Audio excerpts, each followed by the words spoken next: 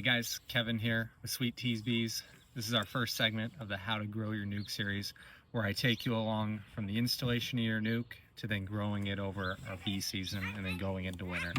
So we don't have our bees yet, and that's just fine, but we do need to secure our equipment in our location. And what that looks like is you can either do it in your own backyard, or if you know someone with property that's got a lot of bee forage around it, that'll work great. We ideally like to put our hives somewhere where they're going to get full sun, preferably in the morning because it kind of wakes them up. And I like my hives to face east, southeast, whatever that looks like in terms of getting that sun. And then as far as your hive stands go, I just stack 2 pallets for me, and that usually puts it at about 8 or 10 inches or so, and that's kind of like an ideal height that I like my hives at in terms of working them. Here we have our hive body, just a 10 frame setup. This is our telescoping cover here. This just protects the whole hive from the elements. Set that baby there. This is our inner cover. This is the barrier between the actual hive body and then your telescoping cover. This one actually has a notched inner cover, and I myself prefer these ones. Here's our hive body. We have the frames here. You'll notice a difference here. We have the wood frames with foundation in it, and then we just have the one-piece plastic. There's really no difference in terms of how the bees accept it or how well they draw a comb on there. It's just beekeepers' preference. I find these plastic ones to be a lot cheaper myself. And then the other thing here we have is it's called a frame feeder. This is a 1.5 gallon feeder. I won't go too far into that because we're going to save that for another episode.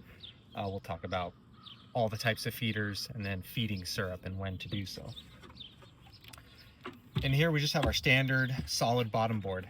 There's a few different types of bottom boards you can get. They have screen bottom boards as well. These are just another one of those things where it's just your preference.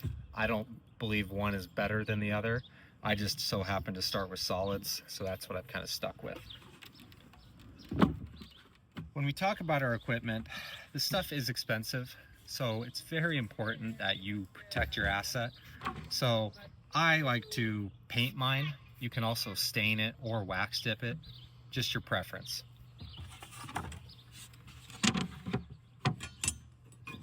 We have here our hive tools.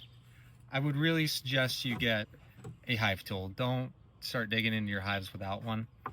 I prefer these ones. It's I believe they're called a combo style hive tool. The nice part about this is it's got this pry bar portion where you can push the frames apart, and then the J hook to actually lift the frames out. It's just my preference. And in terms of your equipment or tools, do not forget about your smoker. It's very important that you have this when you start doing your inspections. It's going to make it a lot more wonderful experience for you, the beekeeper.